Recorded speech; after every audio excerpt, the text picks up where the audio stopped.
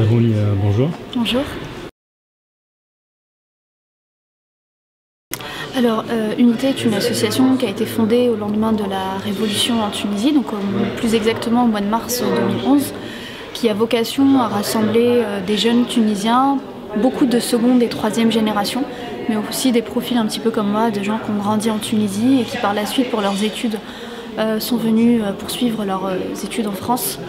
On s'est rassemblés avec comme grand point, c'était le non à la bipolarisation et le non à l'exclusion de l'autre juste pour le principe d'appartenance politique à un mouvement ou à un autre, sachant qu'on a quand même basé notre association sur le non-retour des anciens, des politiques de l'ancien régime, même si on voit qu'aujourd'hui c'est un petit peu plus compliqué que ça.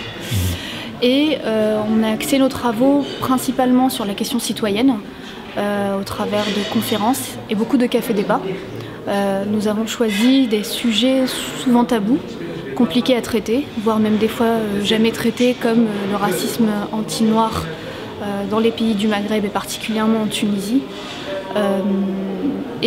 Ça fait 3 ans qu'on mène de manière très régulière des actions en direction des jeunes et des moins jeunes de la communauté tunisienne en France, mais pas que, parce qu'on s'aperçoit qu'aujourd'hui, avec l'expansion des révolutions dans le monde arabe, même avec tout, révolution, je mets des guillemets parce qu'on voit bien que ça ne se passe pas malheureusement un petit peu partout comme en Tunisie. On a eu un public aussi algérien, marocain, égyptiens, des Français, des Américains, enfin un petit peu toutes les personnes qui étaient de passage par Paris quand on organisait des conférences. Et on a essayé de s'associer aussi à des choses qui se tenaient sur Tunis, comme le Forum social mondial, où on a organisé aussi des conférences autour de l'islam politique à l'épreuve du pouvoir, en fin de compte, et principalement sur les questions économiques. Donc en même temps que la révolution, il y a une boîte qui s'est ouverte avec plein de questions. On essaye d'y répondre, on n'a pas vocation à choisir un seul thème et à le traiter. Néanmoins, on a quand même vocation à essayer d'extraire les questions qui nous paraissent les plus pertinentes et celles qui ont été soulevées au lendemain de la révolution tunisienne, mais vraiment pas que, parce que certaines questions nous sont plus arrivées par exemple d'Égypte ou d'ailleurs. Et voilà, on essaye avec une rythmicité intéressante.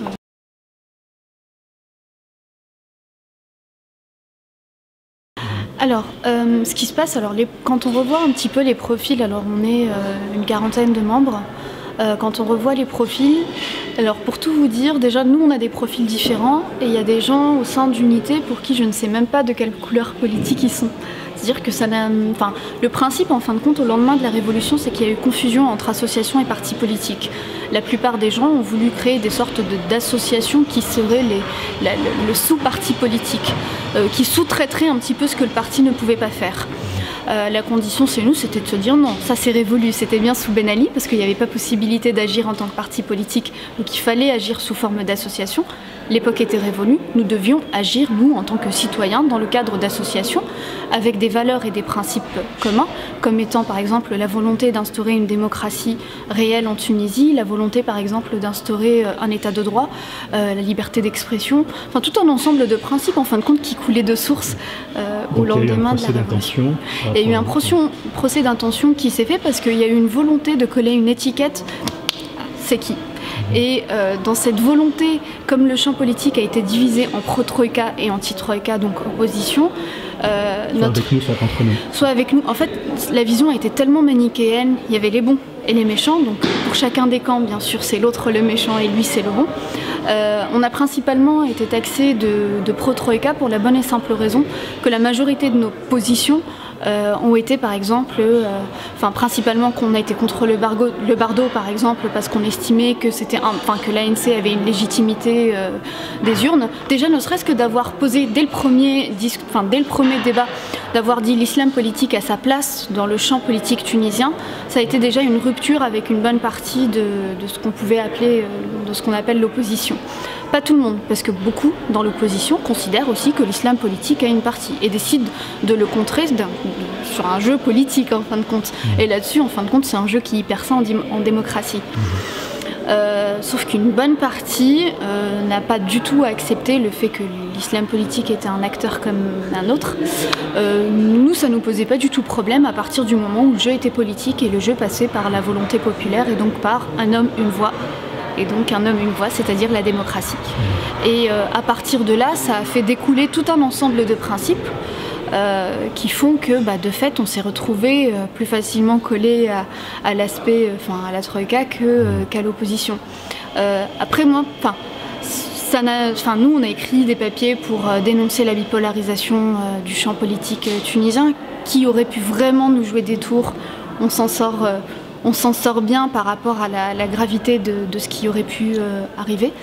Et ce qui fait qu'aujourd'hui, on est fiers quand même d'avoir tenu ces positions parce que finalement on vérifie ce qu'on a aussi avancé, tout simplement.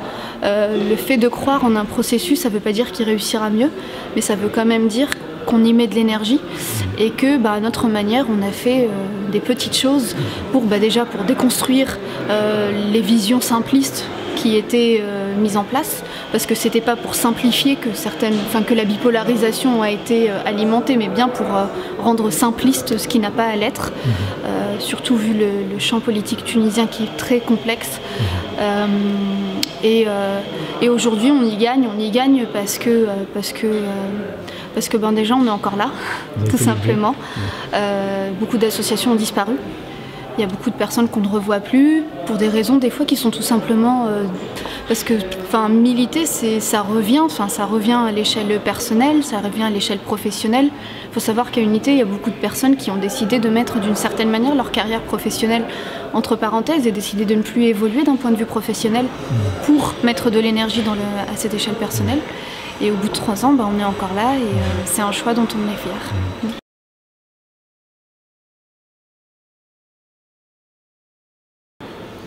Alors, je pense que si Unité est encore là, c'est parce qu'aussi, tout simplement, on n'a jamais vu la révolution comme quelque chose qui se faisait en un claquement de doigts. On ne l'a pas vu comme quelque chose qui se faisait en 1 an, en 2 ans, en 3 ans. C'est aussi pour ça, peut-être que je reviens un petit peu à la question précédente, qu'on nous a un petit peu taxé de pro-troïka, parce que la notion de temps est très importante chez nous. C'est-à-dire qu'on ne tient pas un ministère parce qu'on est ministre. On ne fait pas une révolution en 1 an. La notion de temps est un petit peu oubliée dans la notion des révolutions arabes, la notion du temps long en fin de compte. Le fait de comprendre que quelque chose qui prend effet aujourd'hui peut avoir ses résultats des fois dans 10 ans. Aujourd'hui, dans la situation tunisienne, la contre-révolution comment dire, c'est-à-dire qu'il n'y a pas révolution sans contre-révolution. C'est presque quelque chose qui serait inhumain, ou bien ça voudrait dire que la révolution en elle-même n'avait pas de sens, parce qu'il était contre qui si personne. Et à partir du moment où il y a révolution, il y a contre-révolution, parce qu'il y a des intérêts d'autres personnes qui ont à les défendre. Et aujourd'hui, toutes les personnes qui ont des intérêts X et Y ont tout intérêt à défendre ces prérogatives qu'ils n'ont plus. Et sont dans un ensemble de processus qui tend à faire avorter cette révolution. Donc moi, pour ma part, je suis quelqu'un de très optimiste, sinon je militerais plus. Donc voilà. Et ce qui fait que je pense que la notion de contre-révolution, elle va être encore présente quelque temps. Néanmoins, j'espère qu'avec les futures élections, on passera aussi à une autre étape. C'est-à-dire que là, on est dans l'entre-deux temps, en fin de compte. Et cet entre-deux temps qui donne naissance à beaucoup de monstres, comme disait Gramsci, il faut le vivre comme quelque chose qui fait partie d'un processus, qui en est partie prenante. Il faut choisir son camp aussi. Ça, c'est quelque chose d'important, c'est-à-dire que c'est quelque chose que de dire, voilà, je prends constat qu'il existe. Maintenant, à un moment, il faut aussi choisir de quel côté on est, et militer, et donner de son temps, donner de son énergie, voter en ce sens, pour le contrer au maximum. La Tunisie a toujours été, enfin non c'est pas vrai, a toujours été parce qu'on a quand même eu des guerres assez difficiles, mais c'est quand même un pays qui est pacifique, etc. C'est-à-dire que la notion du sang n'est pas quelque chose qui revient. On sait très bien qu'aujourd'hui, à certains moments pendant ces 3 années, on était à quelques millimètres de sombrer dans des choses qu'on ne voudrait pas voir, comme aujourd'hui par exemple en Égypte. On voit très vite que par exemple dans le cas de l'Égypte, quand il y a eu volonté de contrer un petit peu de manière de la part de Morsi par exemple, de manière un petit peu maladroite, l'ancien régime, il a très vite compris que finalement être à la tête d'un gouvernement ne veut pas dire diriger un pays. Et cet état profond en Tunisie, il est là. Il y a des personnes qui ont servi leur pays avec beaucoup d'honnêteté, d'autres beaucoup moins. Aujourd'hui, le procès des martyrs, ça veut surtout dire quelque chose. Ça veut dire qu'on est encore en plein dedans, en fait, qu'on n'a rien fini, que c'est encore un long chemin. Faut pas le voir comme faut plutôt le voir comme une bataille de perdu que comme une guerre de perdu, en fait. Il faut juste se dire, faut juste prendre acte. Il faut se dire, voilà, concrètement, il y a des instances qui ne sont pas libres de prendre des décisions de la manière dont il conviendrait dans une situation révolutionnaire. Et à partir de là, en prendre acte et puis choisir son camp. Enfin, j'insiste vraiment sur choisir son camp parce que quand je dis camp, je reviens sur la notion de bipolarisation parce que quand on parle de camp, assez souvent on le voit en 2 camps, mais en fin de compte, si on appelait ce camp-là, au lieu de l'appeler comme Troïka et pro-Troïka, choisir le camp de la démocratie, tout simplement. En fin de compte, c'est pas du tout... C'est-à-dire que se dire, voilà, moi, quels que soient les résultats des prochaines élections, si elles sont démocratiques, si elles sont transparentes, si tout est mis en place pour qu'elles le soient, je ne peux être que de ce côté. Et après, le jeu...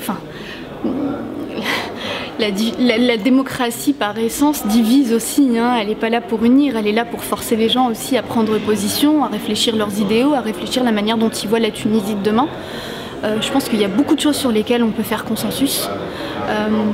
Maintenant, sur l'aspect des différences, il faut négocier. Il faut être dans une démarche politique de négociation et sortir surtout de l'invective et de l'injonction et de l'exclusion de l'autre, voire même de l'éradication. Comme on a pu le voir dans certains pays arabes. Merci.